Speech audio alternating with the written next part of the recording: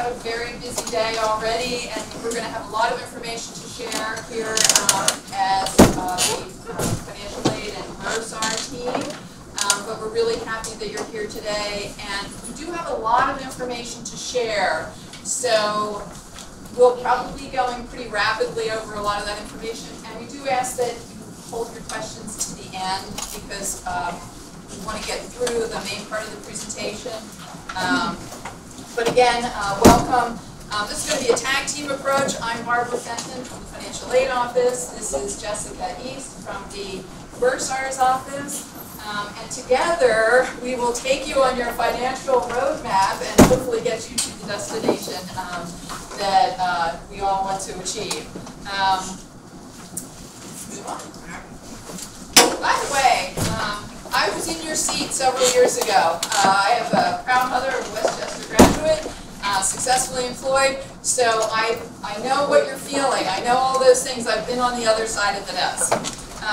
As a financial aid administrator, I'm one of a team from the Financial Aid Office, and we're here to help you navigate that whole path of financial aid, which can be sometimes daunting. Just a little background information. Both of our offices are located in the same building, 25 University Avenue, and we do encourage you, if you have a moment, to stop in and see us. As far as financial aid is concerned, we do encourage walk-in activity because we do have every day a counselor on duty who can meet with you and take you without an appointment. So we do ask that you take advantage of that service. Also, not noted on here, we do have summer hours, and our summer hours are until 4. So once classes start, we'll be remaining open until 4:30. But in the meantime, there are several other ways to get in touch with us, and that's email, phone, and our website, and we're going to talk a little bit more about that. Just a little heads up, it gets a little busy during the summer as the months progress, as everyone's getting all of their checklist items done. It gets a little busy in the phones, and we do ask that you bear with us, and please use email. It makes it a little bit easier to communicate with us. Right. And again, my name is Jessica East. I am from the Bursar's office, and I will be here to billing process and our payment process as well. As you can see, we have our Bursar hours. As Barbara mentioned, we do have the summer hours. Our cashiers, where we can take the payments in person, do close 30 minutes before closing. So during the fall and the spring semesters, we are open from 8 to 4:30 on a daily basis. Our structure of the Bursar's office is that we have 3 account representatives that will be able to assist you and your student. The account representatives are broken up by the last name of the alphabet, but of course any one of us will be able to assist you with your questions or concerns. As Barbara had mentioned as well, our call volume does increase as soon as our tuition rates and the tuition statements are available. So we just ask that you give us some time, about 24 to 48 hours, to respond to any voicemails. We have our emails as well that you certainly can contact us. All of our contact information is available on our website, which I will get into in a little bit more detail. But first, first, I just wanted to mention, as we go further, you will hear us talk a lot about MyWCU portal. And the MyWCU portal is going to be your central hub for your student. Your student will be accessing the MyWCU portal for a lot of this information. So when you hear us say MyWCU, that is pretty much where we're referring to. So our journey is going to just first take us to the financial aid website. Has anyone been on the website? Oh, all right. It's a lot of information on there. We've tried to make it a little bit more user-friendly, more pictures, less words, so that it's a little easier to navigate. And I do encourage you, if you haven't been on the website, to go ahead and use it, because there are a lot of great tools on there, a lot of information on there. And I'm just going to highlight a few of those things. We're always going to have a news banner at the top, so although this isn't a live version, it's showing that the PLUS loan application is open. We'll have scrolling news banners, so that will give you updates on dates and deadlines and things that might be important. And then each one of the larger tabs with photos corresponds with the types of aid, financial aid that's available, scholarships, grants, loans, and work study, and you can click each one of those open to get more detail. So there's more behind the scenes there. It's not just pretty pictures. Our financial aid process, and then resources at the bottom. So one of the things that you'll probably be accessing is our forms tab, and that's all sorts of forms. If you're asked to complete any, if your student is asked to complete any forms, that's where you're going to find the forms. And one thing I will bring up, which I don't think is highlighted on our slides, a lot of times parents, grandparents, aunts, uncles will call our office for information about a student. And there is a Federal Privacy Act for student records called FERPA. So if you're calling about detailed information about a student, we can't give you that information unless your name appears on the FAFSA, unless the student has completed an authorization to release information, and that can be found in the form section. So if you need to talk to us and you're not on the FAFSA, and we will always identify that you are on the FAFSA by asking for date of birth, last 4 digits of social, that kind of thing, then have your student complete that, and we'll put that on the record, and then we can talk to you in more detail. Otherwise, it's just generalities.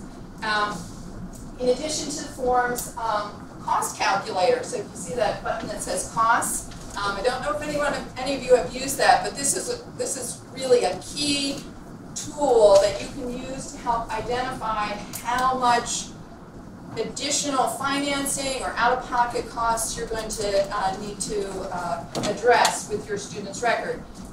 Jess will probably talk a little bit more about billing and so forth, which is we're not quite there yet. So this helps you prepare and be ready for when that bill comes out in July.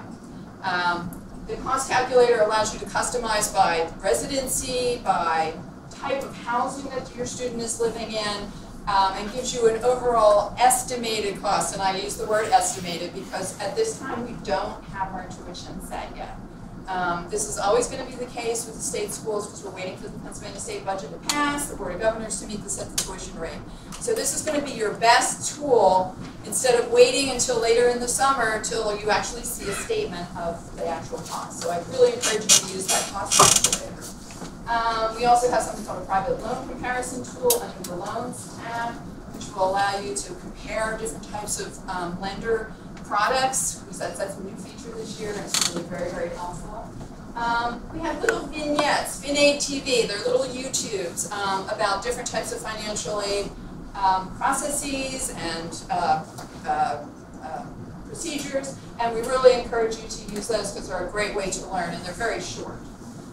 Additionally, we have WCU FinLit, which is really more for your student, about developing financial literacy, and we have programming that I'll talk about in a little bit. And lastly, 24/7, you can ask Rami. So picture Rami at a laptop. Now he's not really doing that, but Rami is a chat bot, and Ask Rami allows you to ask questions 24/7. It's getting smarter as we go along, so please feel free to stump it or ask a question that, even if you don't get an answer, then we get that information and we can update that intelligence on Ask Rami. So that little purple oval or tab will be at the bottom of each page on financial aid. So we really encourage you to ask Rami questions, and that will allow us to improve that service. So 24/7, please ask Rami.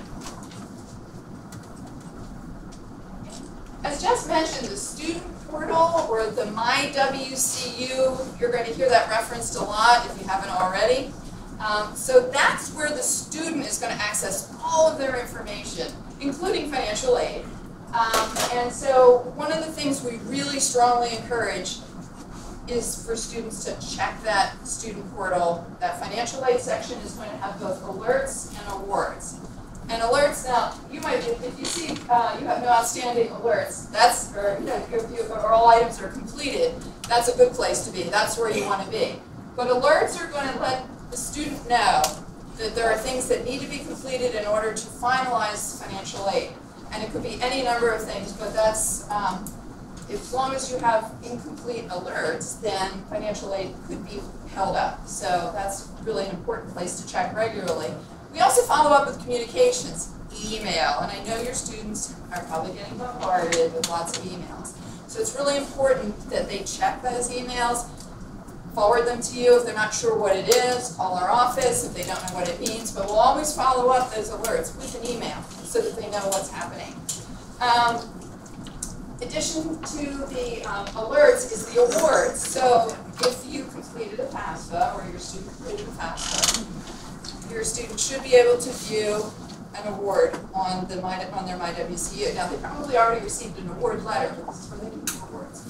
So if there's nothing there and you submitted a FAFSA, then you need to talk to us or see that if there are any alerts that are out there that are outstanding. Excuse me.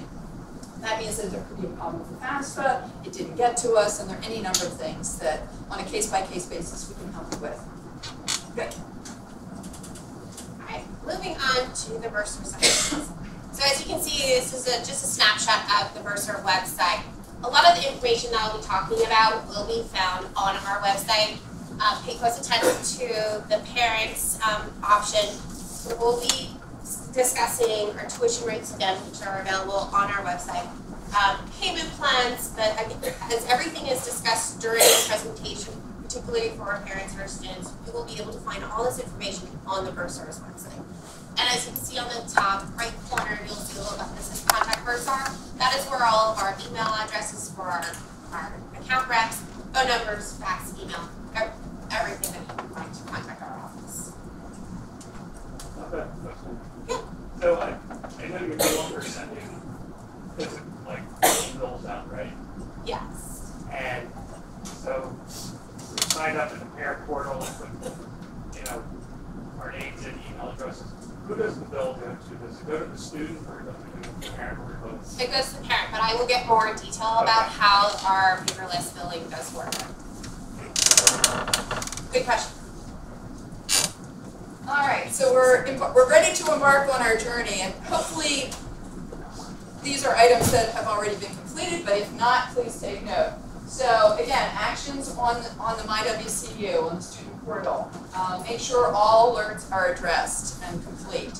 And alerts can be things like selective service for male students hasn't been completed. Citizenship documentation is required. Verification documents. Anyone in here have a student whose FAFSA was selected for verification? That's what, yeah. It's not us, it's the federal government, and we are required then to collect all of those documents. And I know it's a process, and we try to make it as easy as possible, but please make sure you address that because that's going to affect the final financial aid award. So we want to try to move that along as quickly as possible. And of course, reviewing financial aid awards. And students will have to go in if they have federal loans that have been offered to them, and if they've completed a FAFSA, they will have federal loans that have been offered to them, and accept those loans, or take action, accept, decline, or reduce. Every other type of aid, every gift aid, all gift aid, or free money is already accepted for you because we figured you probably want the free money. So, but but the federal student loans do need to be accepted, and I'll talk about that a little bit more as we move along on the slide. So if they haven't done that, there's not a hard and fast deadline, but we do suggest you do that before the middle of July when charges got put on students' accounts so that you can see that credit posted immediately. It works in real time. Students who are accepting loans will have to complete what's called a master promissory note. I promise to repay my loan. So these loans are student loans. Your federal direct loans are for the student, not for the parent. So the student is required to do the master promissory note and also do something called entrance counseling, which is a very brief tutorial, but it helps the student understand about their loan rights and responsibilities. Sometimes parents or others feel like they're helping a student if they go in and try to do that for them. Well, first of all, the student has to log in with their FSA ID. Does that sound familiar? With what they use to create the FAFSA, to log into the FAFSA. So we really recommend that the student do it themselves, and the parent can sit, or the parent or significant family members sit with that student to understand what they're going through. But those two items are key and do need to be done. It's a federal requirement, and it's to the student's best interest because they're going to learn more about their loans. If your student was interested in being considered for work study, the federal work study program, and didn't submit an application, because we do require an application, they can still apply. They will probably likely be on a wait list at this time, which we will work through. So they may not get a job offer immediately, but potentially could have a job by spring semester. Federal Work Study is a federal program for students with financial need, and it's university-based employment funded by the federal government. If your student was lucky enough to get a scholarship from an outside resource, whether it's from high school or community group, and we do have lots of these coming in, we've processed close to $4 million a year in outside scholarships, please make sure that if you have an award letter, that can be sent to the financial office right now. We don't actually have to have the check. So if it's an award letter with the significant information on it, we can post that credit to the student's account and get that credit out there so that you can see it adjust the balance. If you have a check, the check can be sent to financial aid. The scholarship provider may send it directly to financial aid, but they really, sometimes they go to the bursar's office and they walk them over to us. We want to try to make sure to get those on there as quickly as possible. So award letters can be sent as soon as possible. Would you fax the letters over? Yes, you can fax the letter over as well, absolutely. Yeah, as long as and you can email it. So whatever works best so that we can get that information on there. We try to get them on within a couple of days. As the summer progresses, the stacks of outside scholarships come in pretty regularly, so give us a day or two for processing from the time that you send it. Pennsylvania residents in the room, if your student is eligible for a Pennsylvania state grant, you most likely have heard from FIA, which is the Pennsylvania Higher Education Assistance Agency. They oversee the Pennsylvania state grant. Some of the things that can become issues with FIA and Pennsylvania state grants is if your student applied, listed other schools on the FAFSA, and didn't list Westchester first, the grant may be calculated for the other school and sent to the other school, not the funds, but the actual grant calculation. So it can be changed to Westchester. They'll just need to go onto FIA.org, set up their account, and that's where they can monitor their grant status. So if you see if you think you're eligible, your student's eligible for a Pennsylvania state grant, and it's not on their account or on their few awards, make sure that you check that first. Sometimes FIA does ask for additional information. So there may be missing information, they may be doing an income validation, may need some additional information. So make sure you take care of that if you're at all concerned that that grant is not showing on the student's FIA awards. Next up, so now we're in June.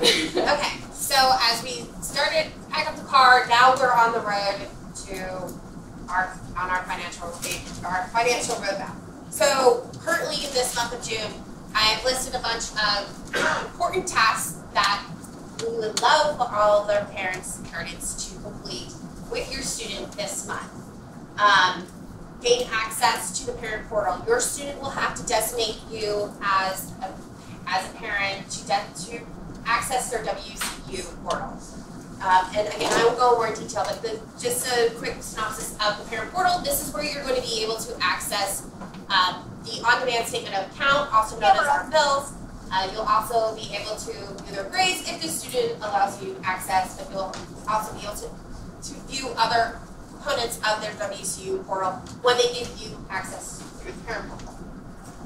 Another thing that we would love for you to get access to is being an authorized payer through QuickPay. QuickPay is our online services where you will be able to make online payments on behalf of your student and enroll in a payment plan. Enroll in direct deposit. So if you are expecting a refund after the financial aid disperses, enroll in direct deposit. This saves time. It will go directly into a bank account, whether it's your bank account or your student's bank account. This, instead of going to the bursar's office to pick up a paper check and then running to the bank to have it deposited, and enrolling in direct deposit just eliminates all of that. We have the cost calculator that Barb had previously mentioned to get an estimate of cost. When you get the estimate of cost, you can apply for additional funding at that time, whether it be a Parent Plus loan or a student private loan. The estimate of cost calculator we encourage you to use that at this time since our grades are not published yet, and you'll be able to enter the current financial aid that you already have been awarded, and you'll be able to get an idea of what your out-of-pocket costs will be. Can I just insert Yes, something there? absolutely. So if you are applying for additional financing for either the PLUS loan or a private education loan, and again, remember we have that private loan tool that you can compare. A lot of people will ask, well, when should I apply? Well, hopefully by the end of June. We really recommend. We'll process loans all summer long, all year long, but what happens is because of the extreme volume, especially once charges go out, we get pretty backed up and we have to touch each one of those loans. So we really recommend that you use that cost calculator, get your loan out, get your loan approved and the information sent to Westchester, and then allow us some 7 to 10 days for processing, because we do get a huge number of loans.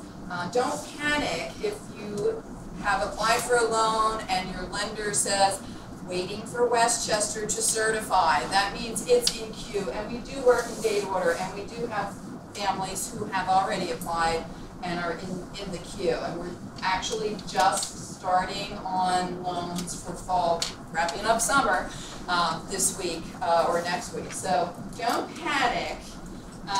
We are working on them. On the quick pay, it has dates here, September 20th, October 20th, November 20th. Is that up to date or is that for last year and it's going to change? Those, are you talking about on our website? Yes. We will be updating those dates, but typically those are really for our payment plans, and I'll go into more detail about it when we get to the payment portion of it. But yes, on our bursar's website, we do post important dates that your students should remember. So as I had discussed with the parent portal and authorized payers, the parent portal will give you access to view the on-demand statement of account. Now, we are a paperless environment, and so like I said before, our bills are now called on-demand statement account.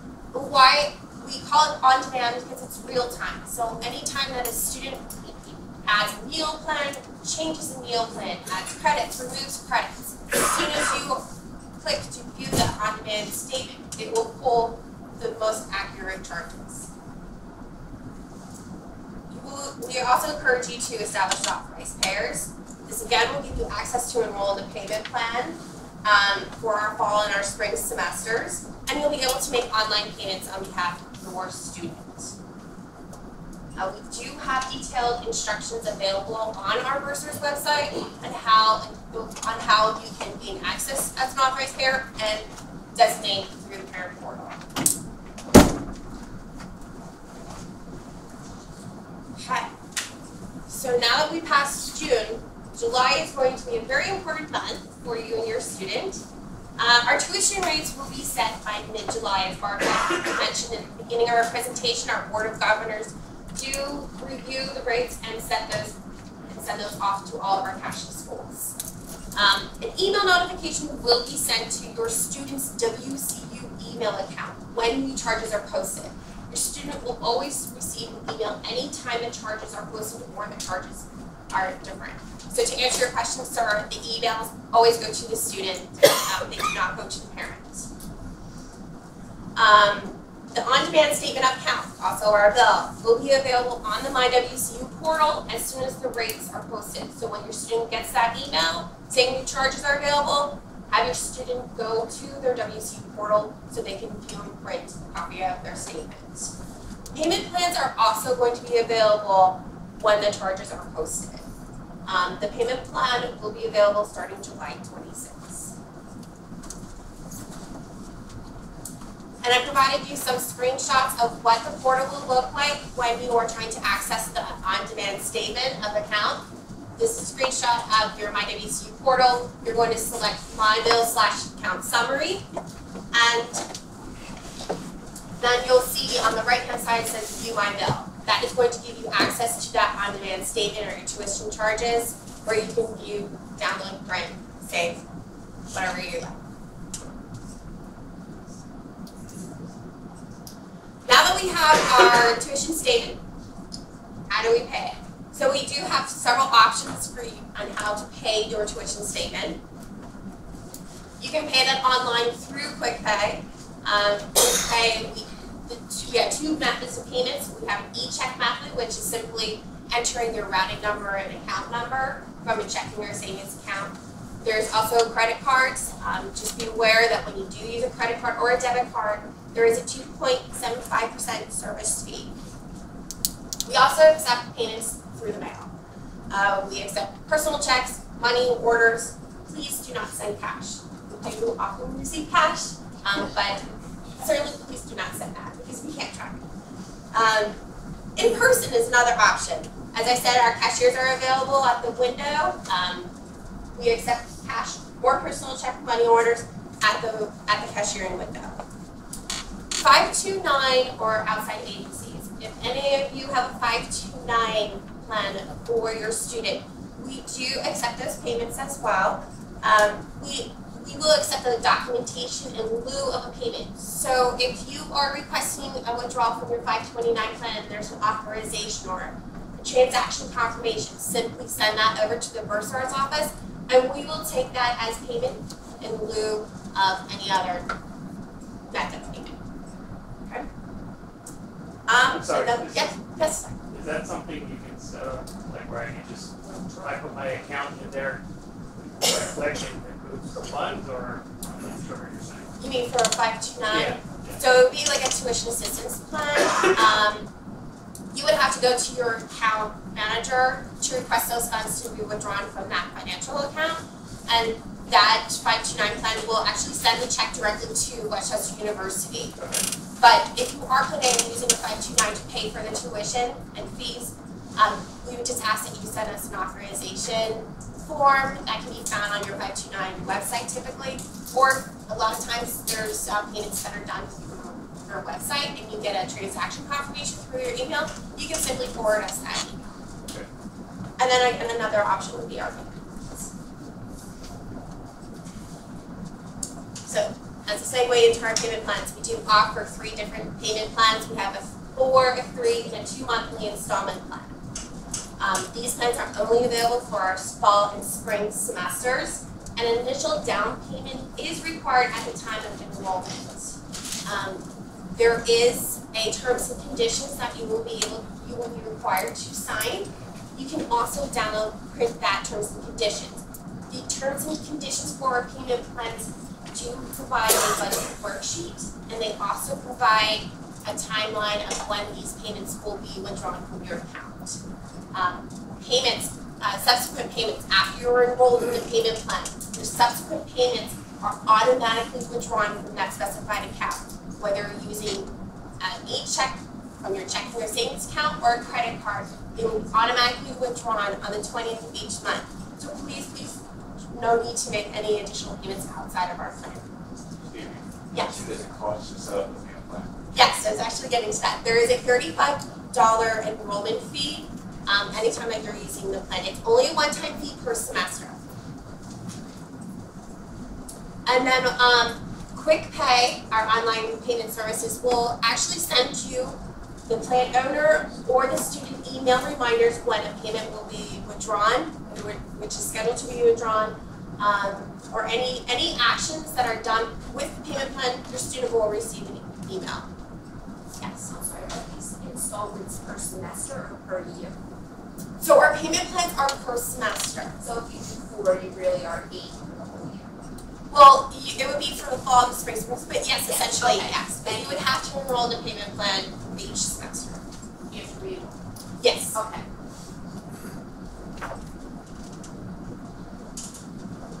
Okay. Now we're in August. All right, so our due date for the fall semester is August 16th. Some important tasks that we ask your student to complete would be to select a meal plan. If they haven't already done so, at this time when their charges are posted, please have them select a meal plan. They can also change their meal plan at this time. Confirm your enrollment or activate your account. Confirming your enrollment will allow our financial aid office to disperse any aid or loans to their account, and will also give them access to their meal plan. So we do not want their students to be starving, so please make sure that they select a meal plan and they activate and confirm their enrollment. For those students who are residing in USH, our affiliated dorms. There will be an option for you if you are taking financial aid to pay for the cost of your housing. The option to transfer those funds directly to USH, so you do not have to wait to get a refund and then pay USH. We now have this link available on my WCU called Apply Financial Aid to USH Housing Charges. And all these links are found on, again, my WCU portal under the Student Financial section. The eligible students would be for those who are residing in USH. Once you activate and confirm your enrollment, that link will be available for you to select. Again, you have to have sufficient financial aid in order to use this activity. Thus, a good reason to get your loan application approved before, so that the credit's out there. Does that apply to traditional housing as well? The traditional housing, if your students residing in any of our traditional dorms, the housing charges will be found on their statement of account. It's called Apply Financial Aid to USH Housing Charges. And again, that link will only be available for those students who have sufficient aid to cover their tuition costs and the housing costs. They'll have to activate their account and also be a resident of USH. So we're rolling to the end of August. We're getting ready for classes to start, and this is the time that financial aid will begin dispersing aid to students' accounts. So previously, the aid that's on the student's account is anticipated. It's not the real dollars yet, but it does work to pay the balance. You want to make sure, what are the things that can hold up disbursements? Well, if a student has outstanding financial aid alerts, usually due to verification, but there can be other things, that will hold up the disbursement process. We can't pay the bill or the statement. We also want to make sure, and this is probably less of an issue, but for this audience, but if a student's enrollment changes, we award their financial aid at a full-time enrollment and they drop to part-time, there's going to be a disconnect and the system's going to put a hold on their disbursement because we don't want to pay out too much money. So this is generally for students as they progress along, but we also want to make sure that enrollment matches financial aid status. So we will begin dispersing financial aid the week before classes start, and that would be August 19th. That means we're putting the money out there. Now, a lot of times students will think, oh, I got it, and they'll get an email notification to their Westchester email. They'll think, oh, I can now go pick up a refund check. Disbursement happens, pay out the funds. The bursar's office then applies them to charges. And then if there are excess funds after everything's paid, if there's any authorization to USH, any other charges, if there's any excess, that will be refunded. And it will be refunded based on how the student, if they've set up direct deposit or not. And that's usually the end of that week. So first refunds, if you're looking for money for textbooks or living expenses other than what's already covered, that refund will be available generally at the end of the week. And then that process repeats itself. Every week we typically disperse on Mondays and Wednesdays. Sometimes disbursements of private loans can take a little bit longer if the loan wasn't certified early, because there is a waiting period of about 10 business days from the time that the loan is certified or the student activates their account. So once again, activating the account is really an important, confirming enrollment and activating an account is really, really important. And I just want to add, as far as refunds for anyone that is doing a Parent Plus loan, those refunds will be sent directly to the borrower through the mail. Yes, whoever the borrower. If you're the borrower, then yes. All right, further down the road. So further down the road, we're in September, you've said goodbye, you used up your box of tissues, or you did the half dance that your student is off and settled in. This is the time period where we will adjust financial aid for enrollment changes. Drop add period, where students may drop from a course. Again, changing enrollment, we hope that's not happening, but it can happen. So we'll be doing that and thus adjust financial aid to match. actually starting to look forward for work study. Students who've been offered work study, their contracts are due. So if they have been offered on-campus employment through the work study program, they need to submit those and take care of all the paperwork. Work study means that they're going to be an employee of the university, so there's a fair amount of paperwork that they need to do for our HR office. As Jess was talking about the payment plan, the last day for payment plan enrollment is September 20th. And then we're going to start our programming for financial literacy. So again, we encourage students to check the hashtag #FinLit on Instagram. October. You thought you were all done with this. So I know you're going to set your alarm for 12:01 on October 12:01 a.m. on October 1st to get that FAFSA done for the next year. FAFSA's been getting easier and easier to do, so I really do encourage the FAFSA to be done early. That way, if the FAFSA is selected for verification, you can get started on that process. It really helps to alleviate a lot of stress. We will be offering filing options such as workshops, individual appointments. If you do need help with the FAFSA, please contact us. And you can start that verification process again, or for the first time if the FAFSA was selected for verification, to make sure that financial aid gets posted quickly. What's nice about your student will be accepting aid for the whole year. Generally, you're going to be doing loans for the whole year. So the spring process gets to be a little bit easier as far as the financial aid process. And winter, say your students taking a winter course, those charges will be posted in November, due in December. So that's kind of just as an aside. All right, now we're in January. You had some nice holiday time with your student, hopefully. You're ready to send them back, maybe. And as I said, spring, the financial aid shouldn't be all in place because you've accepted it for the year. So you just want to make sure that you're watching those due dates for billing, payment plan, etc. Just repeat the fall and make sure you're looking at the new dates. And the spring term will begin January 20th. February is a great time for your students to start looking for scholarships for next year. And we have a general scholarship application, opens every year the first week of February, closes in April for the coming year. And the student does one application online on our scholarships page. They can check that out. We do encourage them to look for other scholarship opportunities there as well. Right now is the lull period, so there's just not much out there, but that's a good place to check regularly for WCU scholarships and outside scholarships. We maintain a large database of outside scholarships, so that's a great resource, and we encourage students and families to take a look at that as well. As far as awards for next year, they come a little bit later, but for current students, or returning students, we'll be trying to package those financial aid awards by the end of April.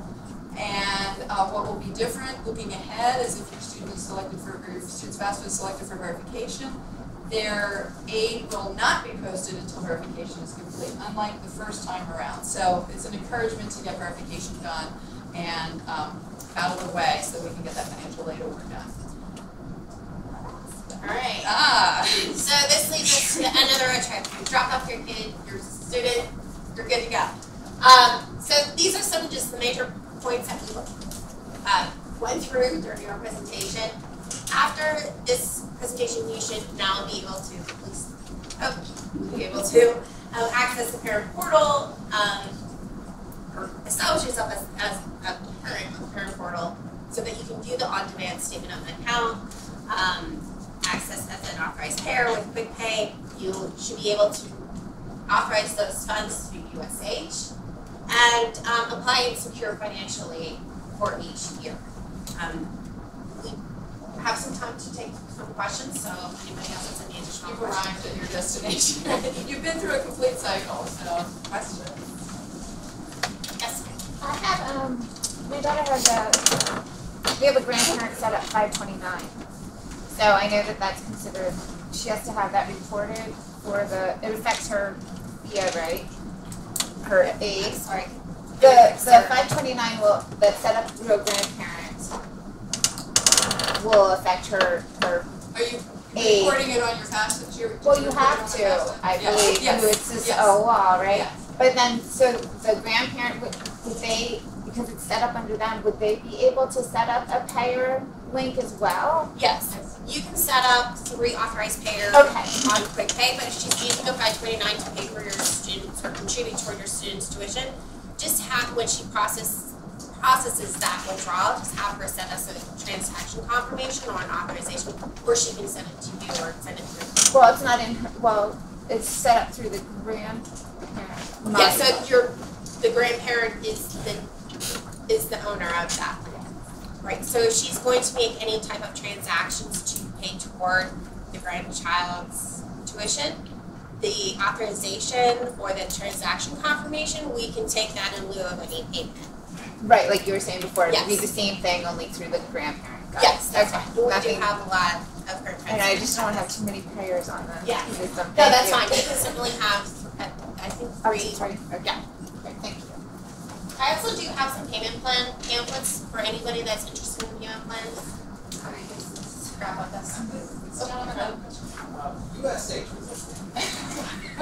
University student housing. Those are our affiliated dorms. Not to be confused with WCU traditional. We have 2 types of housing here.